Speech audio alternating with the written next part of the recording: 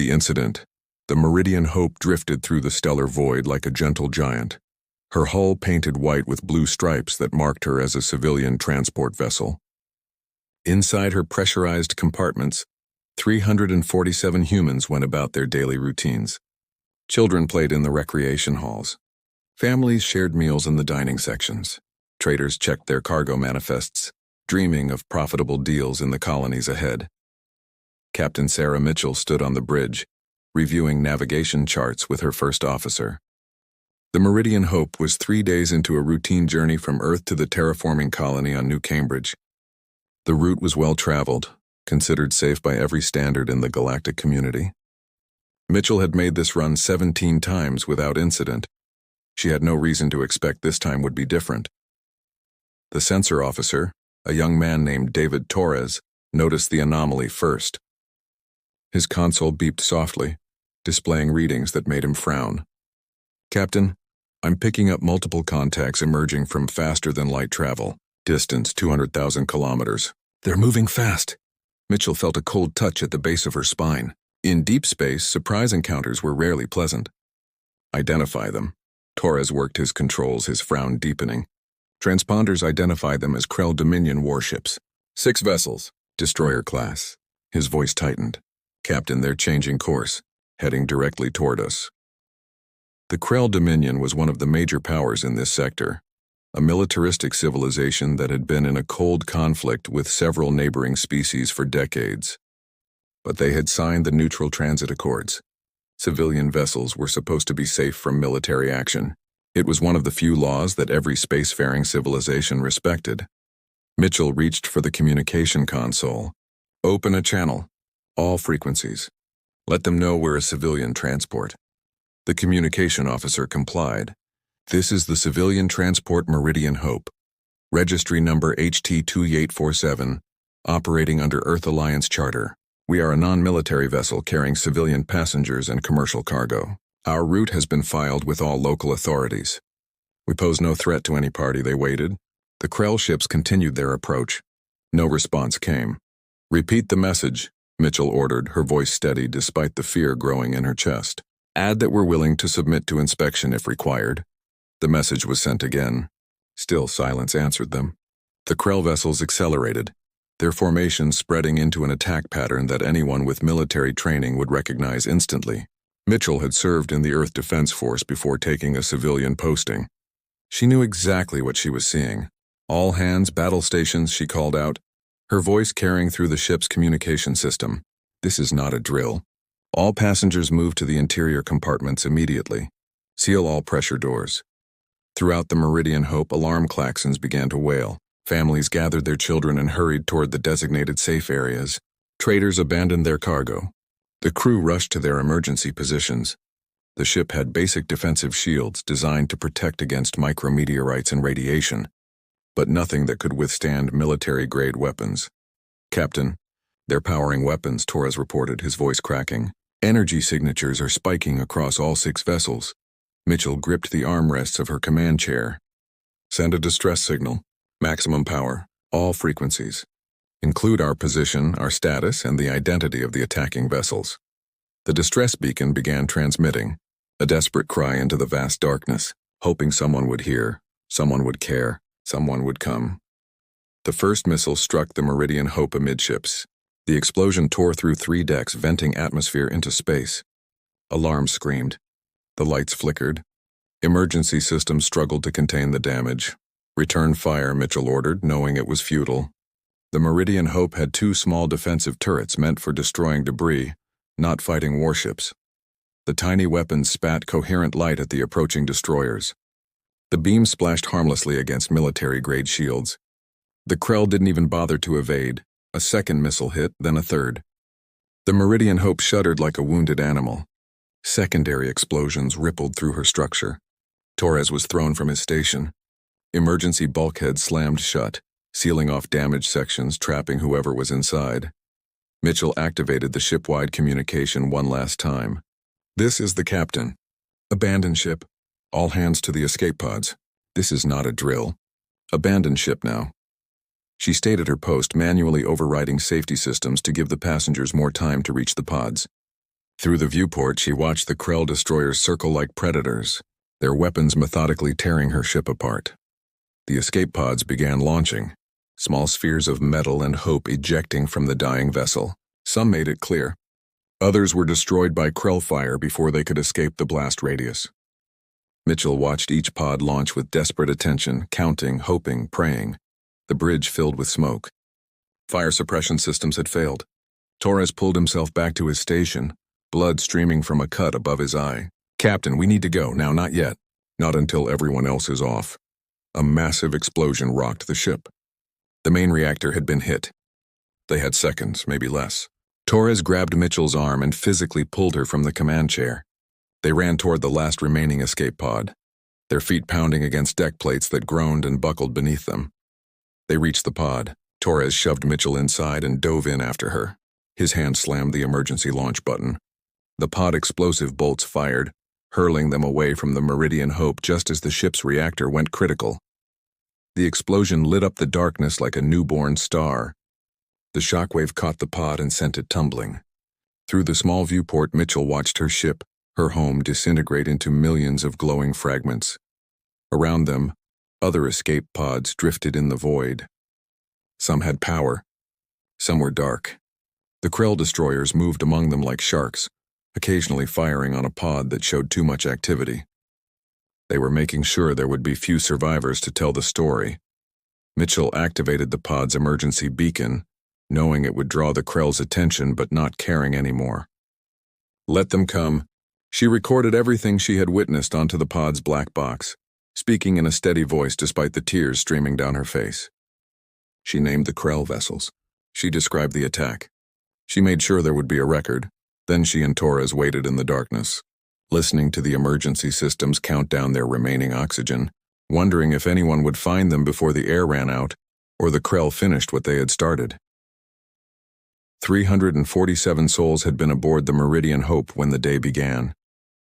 By the time the Krell destroyers finally departed, leaving only debris and drifting pods behind, only 63 remained alive. The distress signal traveled through space at the speed of light, a ripple of radio waves carrying a story of murder and terror. It reached a trading post 12 hours later. From there, it was relayed to the nearest Galactic Council monitoring station. From there, to Earth. In the marble halls of the Earth Alliance headquarters in Geneva, Admiral James Hawthorne received the report at 3 in the morning local time. He read it once, then again, his face growing harder with each word. He immediately convened an emergency session of the Defense Council. By dawn, the news had spread across Earth. The names of the dead were released. Faces appeared on screens worldwide.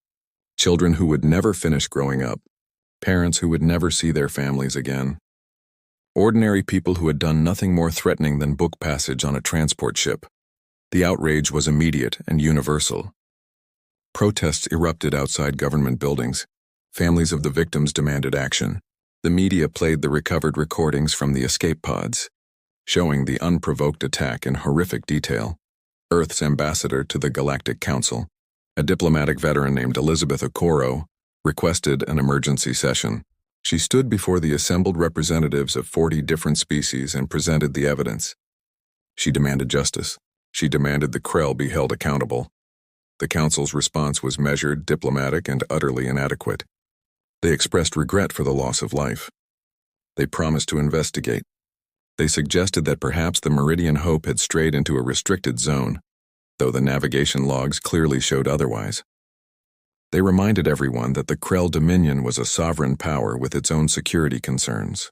What they did not do was act. Ambassador Okoro listened to the excuses and evasions with growing disbelief.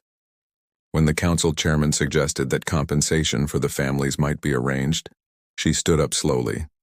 Her voice when she spoke was ice. Compensation? You think this is about money?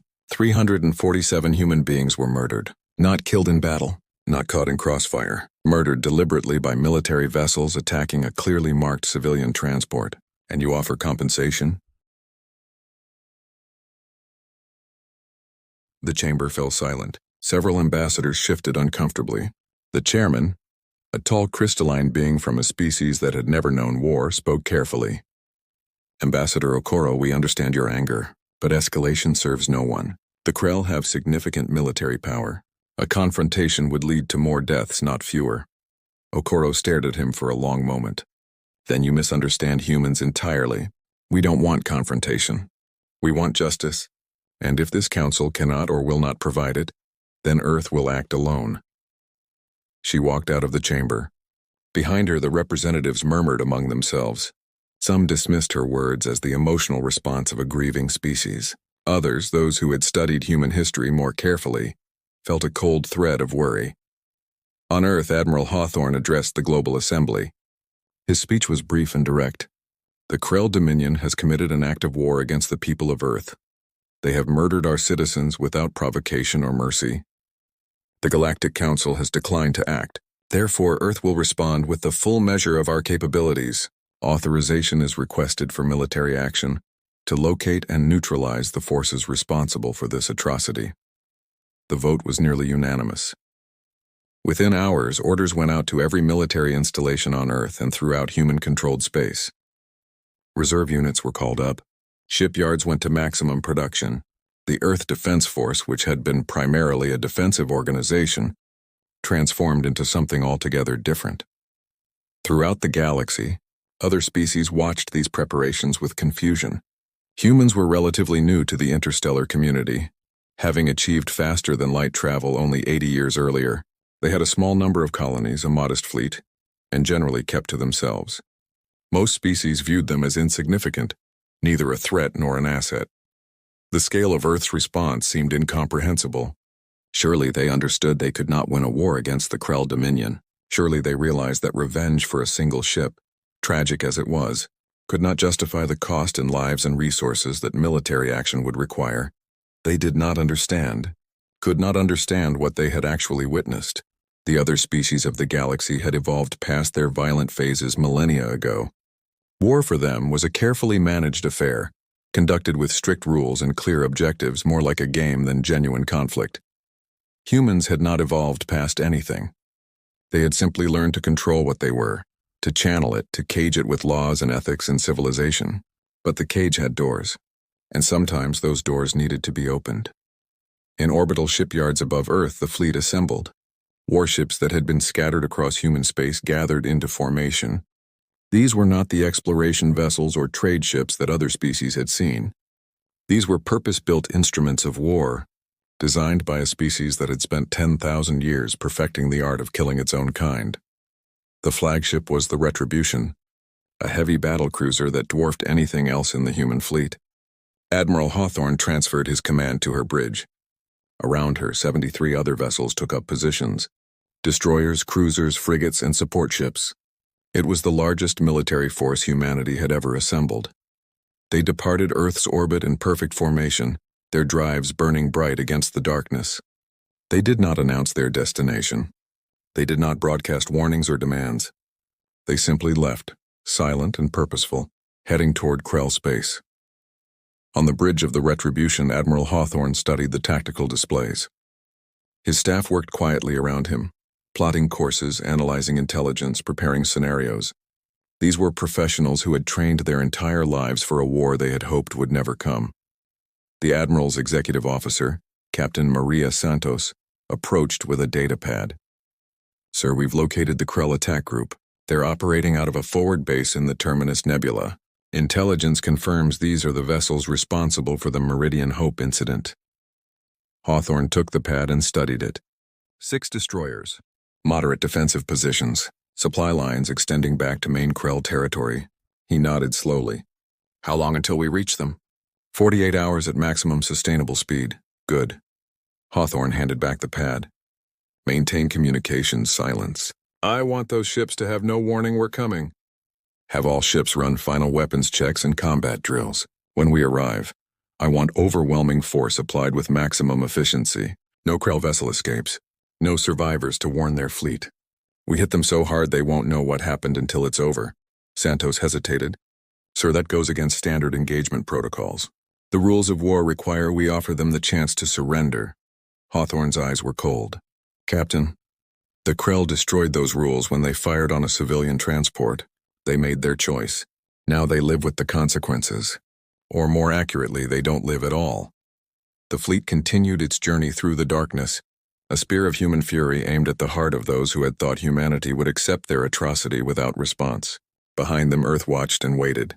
Across the galaxy, other civilizations observed with growing unease, beginning to suspect they had profoundly misunderstood the species they had dismissed as insignificant. The Krell Dominion remained unaware. In their forward base, the 6 destroyers that had attacked the Meridian Hope underwent routine maintenance. Their crews celebrated their successful mission. Their commanders filed reports about eliminating a potential spy vessel, justifying their actions with invented intelligence about human espionage activities. They did not know that death was coming for them. They did not know that they had awakened something that the galaxy had not seen in a very long time. They did not know that in 48 hours, they would learn the most important lesson about humanity. Some mistakes cannot be survived. The Reckoning, the Terminus Nebula, glowed with shades of purple and crimson, vast clouds of ionized gas illuminated by the radiation of dying stars. It was beautiful in a haunting way, and it provided excellent cover for military operations. The Krell had established a forward operating base here 3 years ago, a cluster of defensive platforms and supply depots hidden within the nebula's interference patterns. Commander Thrak stood on the bridge of his destroyer, the Crimson Talon, reviewing supply requisitions with barely concealed boredom. The attack on the human transport had been the most excitement his crew had experienced in months. Now they were back to the tedious routine of patrol duty and maintenance schedules. His communications officer interrupted his review. "Commander, we're receiving a priority message from Sector Command. They're requesting a detailed report on our encounter with the human vessel." Thrak's scaled face showed annoyance. "We already filed that report." "What more do they want?" "Apparently the humans have made formal complaints to the Galactic Council. Command wants additional documentation to support our claim that the vessel was engaged in espionage activities." Thrak made a dismissive gesture with his clawed hand. "Then fabricate whatever they need. The humans are insignificant. The Council won't act against us over one destroyed transport. They never do." He turned back to his requisition forms, already forgetting the conversation. Around him, the Crimson Talon and her 5 sister ships maintained their positions within the nebula, their sensors operating at minimal capacity to avoid detection. Standard procedure for a covert forward base. Standard procedure that was about to become their death sentence. 40,000 kilometers away, concealed within a particularly dense region of the nebula, the human fleet had arrived. They had traveled the final approach at minimal power, drifting more than flying, using the nebula's natural interference to mask their presence. It had taken 6 additional hours of careful maneuvering, but Admiral Hawthorne had been willing to spend the time. Patience was a weapon few species in the galaxy understood anymore. On the bridge of the Retribution, the tactical display showed the Krell positions with perfect clarity. Human sensor technology had advanced significantly in recent decades, driven by the paranoia of a species that had spent centuries watching the skies for threats. The nebula that confused Krell sensors was nearly transparent to human equipment.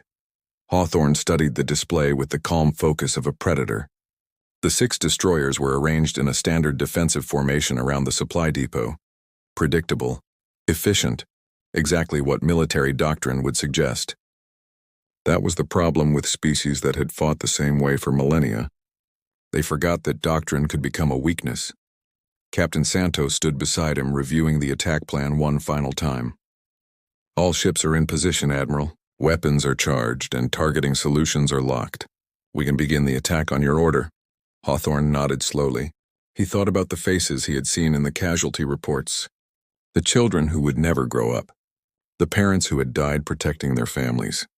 The crew of the Meridian Hope who had fought a hopeless battle to buy their passengers a few more seconds of life. He thought about Commander Thrak sitting comfortable and bored on his bridge, already forgetting the humans he had murdered. "Execute," Hawthorne said quietly. The human fleet dropped all pretense of stealth. 74 warships emerged from the nebula's interference like vengeful spirits materializing from smoke. Their weapons, which had been charging for the past hour, were already at full power. Their targeting computers had already calculated firing solutions. Their crews had already said their prayers, made their peace and prepared themselves for what came next. The first salvo caught the Krell completely unprepared. Missiles and energy beams crossed the distance in seconds. The Crimson Talon took 3 direct hits before her shields could even activate. One of her sister ships, the Storm Render, exploded outright as a human railgun round punched through her reactor core. On the Crimson Talon, alarm klaxons wailed. Commander Thrak was thrown from his command chair by the first impact. Emergency lighting flickered to life as main power systems failed. Through the viewport, he saw the impossible. Dozens of human warships, more than intelligence had reported, existed in their entire fleet, bearing down on his position with weapons blazing. "Return fire," he screamed, pulling himself upright. "All ships combat formation. Send a distress signal to Sector Command." His crew scrambled to comply, but they were already too late. The humans had planned this attack with a precision that spoke of careful study and cold calculation. Every Krell vessel found itself targeted by multiple human ships simultaneously. Every attempted maneuver was predicted and countered. Every standard defensive tactic had already been analyzed and defeated. The Crimson Talon managed to fire her main weapons, powerful plasma cannons that could tear through most shields with ease. The beam struck a human destroyer. The Steadfast and her shields flared bright with absorbed energy. For a moment, Thrak felt hope. Then the Steadfast simply adjusted her angle and fired back, along with 3 other human vessels that had moved into supporting positions. The Crimson Talon shuddered under the concentrated fire. Her shields collapsed. Her armor buckled. Secondary explosions rippled through her hull as power conduits overloaded and ammunition stores cooked off. "The distress signal," Thrak demanded. "Did it get through?" The communications officer, his face burned by an exploding console, shook his head. "The humans are jamming all frequencies, Commander. We can't transmit beyond the nebula." Thrak felt ice flood his veins. This wasn't a battle. It was an execution. The humans had trapped them here, isolated them, and were systematically destroying them without any chance of escape or rescue. This was warfare as his species had not experienced in 1,000 years. This was total, merciless annihilation. Another human tactic struck the Krell formation with devastating effect. Small attack craft, launched from carrier vessels, swarmed among the destroyers like angry insects. They were too small and too numerous for the Krell's main weapons to track effectively. Each craft carried missiles specifically designed to exploit weaknesses in Krell shield harmonics. Weaknesses that should have been classified secrets known only to Krell military intelligence. Somehow the humans had learned them. Somehow they had prepared for this exact scenario. The Stormbreaker, attempting to break through the encirclement, found herself facing the retribution directly. The human flagship dwarfed the Krell destroyer, her weapons batteries arranged along her hull like the teeth of some ancient predator. She fired everything simultaneously, a concentrated barrage that overwhelmed the Stormbreaker's defenses in less than 3 seconds. The destroyer came apart like a toy, her hull fragmenting into glowing debris. On the Retribution's bridge, Admiral Hawthorne watched the battle unfold with grim satisfaction. His tactical officer called out the status of each Krell vessel as they were disabled or destroyed. The human fleet moved with choreographed precision, each ship knowing exactly what role it played, each captain trusting their comrades to cover their approach and exploit their successes. This was what humans did better than any species in the galaxy. They practiced warfare not as a necessary evil but as a science, an art form, a fundamental expression of their nature. 10,000 years of killing each other had taught them lessons that other species couldn't comprehend. "Admiral, one of the Krell destroyers is attempting to surrender," Captain Santos reported. "They're broadcasting on emergency frequencies and have powered down their weapons." Hawthorne's expression didn't change. "Negative. No quarter given. Destroy them." Santos hesitated for only a moment. She had known this order was coming. They all had. But hearing it spoken aloud still sent a chill through her. "Sir, regulations require we accept surrender." "Those regulations were written for honorable enemies," Hawthorne replied, his voice cold. "The Krell forfeited any claim to mercy when they massacred civilians." "Execute my order, Captain." Santos nodded and relayed the command. 2 human cruisers moved into position and opened fire on the surrendering destroyer. It died quickly, its shields already depleted, its weapons offline. There was no glory in it, no honor. Just cold, efficient murder. exactly what the Krell had done to the Meridian Hope. Commander Thrak knew the end was coming. The Crimson Talon was dying around him, her systems failing one by one, her hull breached in a dozen places. Half his crew was already dead. The survivors worked frantically at their stations, trying to coax a few more minutes of life from damaged equipment. He opened a channel to the human fleet, broadcasting in the common trade language. "This is Commander Thrak of the Krell Dominion. We surrender. We are powering down weapons and requesting quarter under the terms of the Galactic War Accords." For a long moment, there was only static. Then a human voice responded, speaking the trade language with a harsh accent. "This is Admiral James Hawthorne, Earth Alliance Defense Force. You are accused of the unprovoked murder of 347 human civilians aboard the transport vessel Meridian Hope. There will be no quarter. There will be no mercy.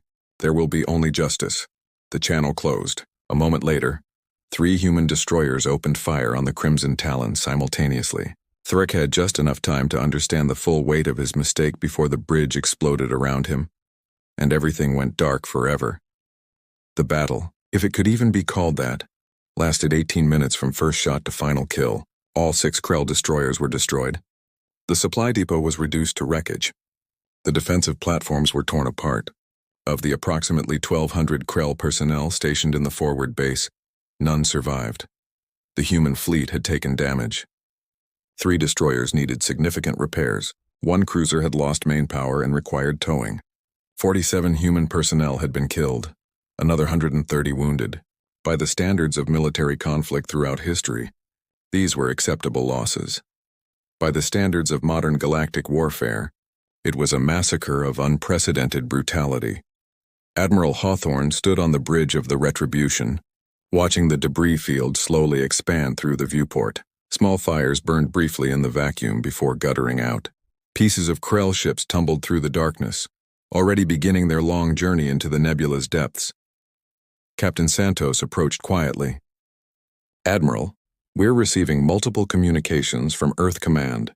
They want a full report. We're also detecting increased activity from Krell forces throughout the sector. They know something happened here." "Good," Hawthorne said. "Let them know." He turned to face his executive officer. "Prepare a data packet with full tactical recordings of this engagement. Everything.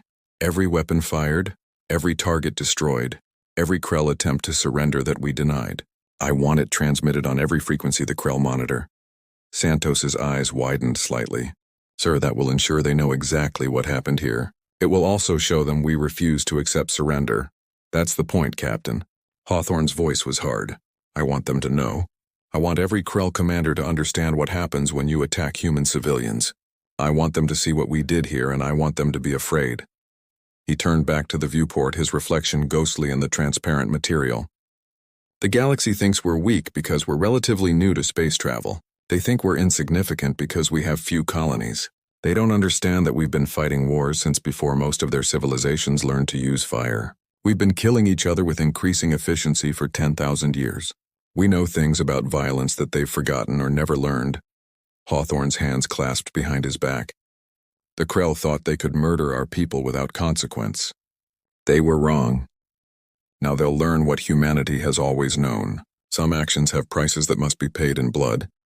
The data packet was transmitted within the hour. It spread through the communications network like wildfire, copied and forwarded by military intelligence services throughout the galaxy. Within a day, every major power knew what had happened in the Terminus Nebula. The reactions varied wildly. Some species were horrified by the human refusal to accept surrender. Others were frightened by the sheer efficiency of the attack. A few, those who had longer memories and darker histories, nodded in grim recognition. They remembered what warfare looked like when fought without restraint or mercy. In the chambers of the Galactic Council, emergency sessions were convened.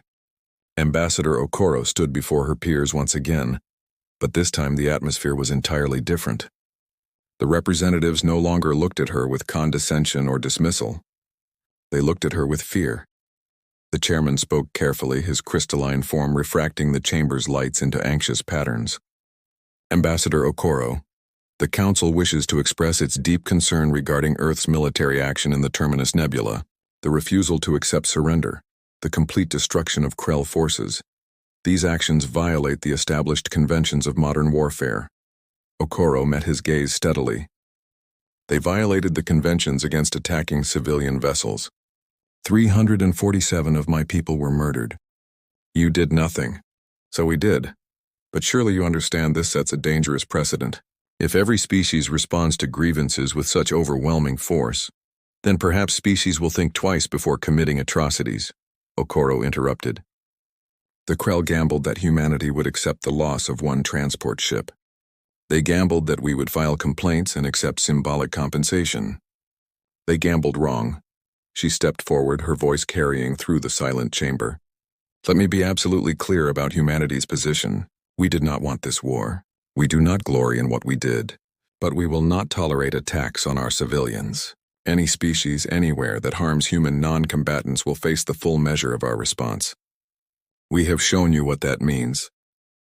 The choice of whether it happens again rests with you, not with us. The chamber remained silent after she finished. Several ambassadors exchanged worried glances. The Krell representative, a tall warrior with dark scales, stood slowly.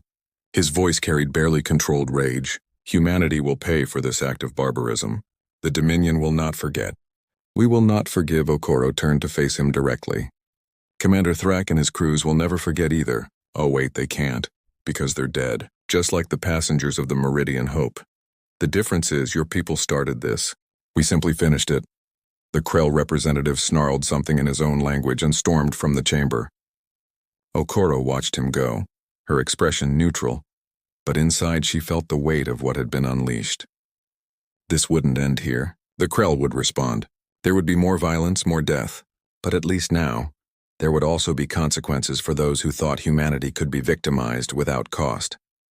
Back on Earth, memorial services were held for those who had died aboard the Meridian Hope. Their names were read aloud in cities around the world. Flowers were laid. Tears were shed. The families of the victims gathered to mourn and remember. They also gathered to witness the recordings from the Terminus Nebula. The government released edited footage, showing the destruction of the Krell forces responsible for the attack. The reaction was complex. Some celebrated the victory. Others were troubled by the brutality. Most simply felt a grim satisfaction that justice, however dark, had been served. Sarah Mitchell, one of the few survivors recovered from the escape pods, watched the footage from her hospital bed.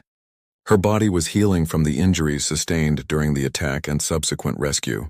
Her mind was taking longer to recover. She had nightmares about the Meridian Hope breaking apart, about watching her crew die, about drifting in the darkness waiting for death. When she saw the destruction of the Crimson Talon, the ship whose commander had ordered the attack on her vessel, she felt nothing. No joy, no satisfaction, no relief. Just emptiness. David Torres, recovering in the bed next to hers, reached over and took her hand. They sat together in silence, two survivors of a massacre watching their government's response play out on the screen. Is this what we are? Torres asked quietly. Is this what humanity becomes when pushed? Mitchell thought about the question for a long time. I don't know, she finally answered. But I know this. Those people on our ship didn't deserve to die. They were innocents, families, children. And the Krell killed them without hesitation or remorse. She looked at Torres. Maybe what happened in the Terminus Nebula was wrong. Maybe we became monsters to fight monsters, but at least those particular monsters won't be killing anyone else's children. In orbit above Earth, the Retribution and her fleet underwent repairs and resupply. Admiral Hawthorne met with Earth's military leadership, providing detailed briefings on the engagement. Plans were drawn up for increased defensive measures. Patrol routes were adjusted. The military budget was expanded. Humanity was preparing for the possibility that the Krell might seek revenge. But throughout Krell space, a different conversation was happening. Military commanders reviewed the recordings from the Terminus Nebula with growing unease. They analyzed the human tactics, the precision of the attack, the ruthless efficiency of the execution. They calculated probabilities and assessed their own capabilities, and they reached uncomfortable conclusions. In the war room of the Krell High Command, Supreme Commander Vrax addressed his generals. His scales were the color of old blood, marked with scars from dozens of campaigns. He had led the Dominion's military for 20 cycles, earning victories against numerous enemies.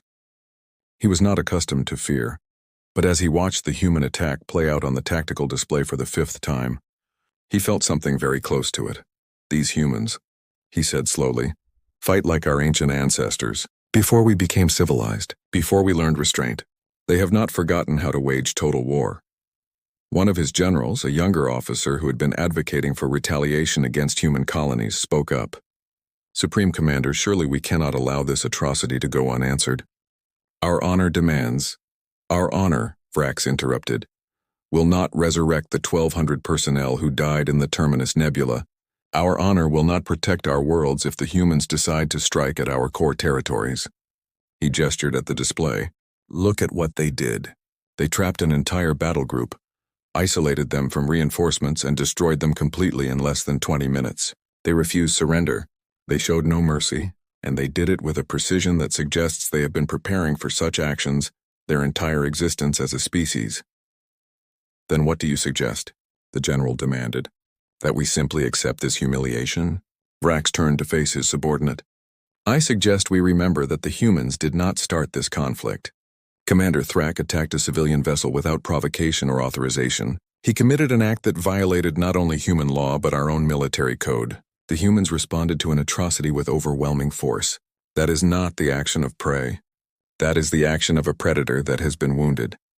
He looked around the room at his assembled officers. I am ordering a complete review of our policies regarding human vessels. No Krell ship is to engage a human target without explicit authorization from this command. No actions are to be taken that could be interpreted as hostile without clear provocation. We will maintain our defensive posture, but we will not escalate this conflict. That is cowardice, the young general spat. Vrax moved with surprising speed for someone his age. He crossed the room and stood directly before the general, his greater height and mass making the difference in their ranks physically apparent. That is wisdom, he said quietly. Wisdom earned through experience that you clearly lack. I have studied the humans since they joined the galactic community. I have read their histories. I know what they are capable of. He leaned closer. They fought wars for thousands of years before they reached the stars. Wars that killed millions. Wars fought with weapons designed to sterilize entire planets. They nearly destroyed themselves dozens of times, and each time they survived, they learned. They adapted. They became more efficient at the art of killing. Vrax straightened. The humans joined the galactic community, and we all assumed they had evolved past their violent nature. We were wrong. They did not evolve past it. They simply caged it, controlled it, channeled it into productive pursuits. But the capacity for violence remained, sleeping but not dead. And Commander Thrak, in his arrogance and stupidity, woke it up. The room was silent. Vrax returned to the display, watching the human ships move through the nebula with deadly grace. When a species like that shows you what they are capable of, you pay attention. You learn. You avoid giving them reasons to do it again. That is not cowardice. That is survival. The order went out through Krell military channels. Human vessels were to be avoided. No hostile actions unless in clear self-defense. The reasons were never explicitly stated, but every Krell commander who saw the recordings from the Terminus Nebula understood. They had poked a sleeping predator. They had learned what it could do when awakened. They had no desire to learn what it would do if truly provoked. Across the galaxy, other species watched and learned their own lessons. The humans, they realized, were not the peaceful explorers they had seemed. Beneath the surface of their diplomatic overtures and trade agreements lay something far older and far more dangerous. A capacity for violence that most species had evolved past or never possessed in the first place. Some species adjusted their policies accordingly, treating human interests with new respect and caution. Others began seeking alliances with Earth, recognizing that having humans as friends was far preferable to having them as enemies. A few, those governed by pride or ideology or simple stupidity, dismissed the Terminus Nebula as an isolated incident, an overreaction that would not be repeated. They would learn, in time, that they were wrong. 6 months after the destruction of the Meridian Hope, a memorial was erected in Geneva near Earth Alliance headquarters. It listed the names of all 347 victims. At its base, an inscription read, "They traveled in peace. They died in violence. We remember them with love. We avenge them with fury. Sarah Mitchell attended the dedication ceremony. She stood among the other survivors, the families of the dead and the leaders of Earth's government. When her turn came to speak, she approached the podium with slow, careful steps. Her injuries had healed, but she would carry the scars forever. She spoke about the people who had died, not as statistics or casualties, but as individuals.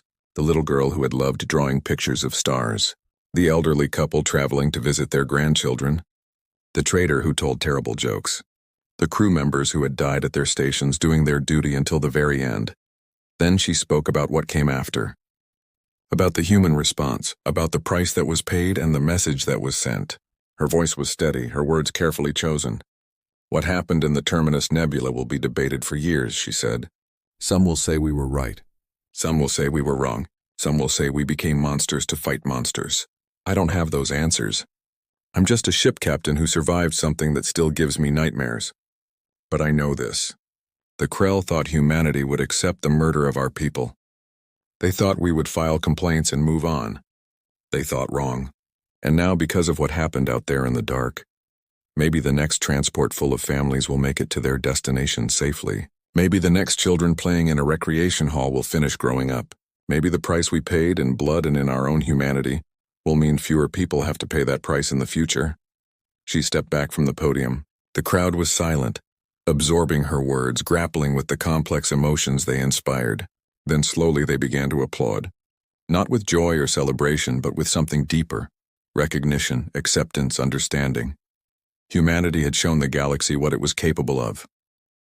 The question now was whether that demonstration would prevent future atrocities or inspire new ones. Whether the price paid in the Terminus Nebula would save lives or simply begin a new cycle of violence. Admiral Hawthorne, standing in his dress uniform among the military leadership, knew that question had no easy answer. War never did. All he knew was that when forced to choose between protecting human lives and following the galaxy's comfortable conventions, Earth had made its choice clear. The Meridian Hope and her passengers would be remembered. The Krell forces that destroyed her had been brought to account. And throughout the galaxy, species that might have considered humans as easy targets now thought twice. Sometimes, Hawthorne reflected, survival required becoming what you feared.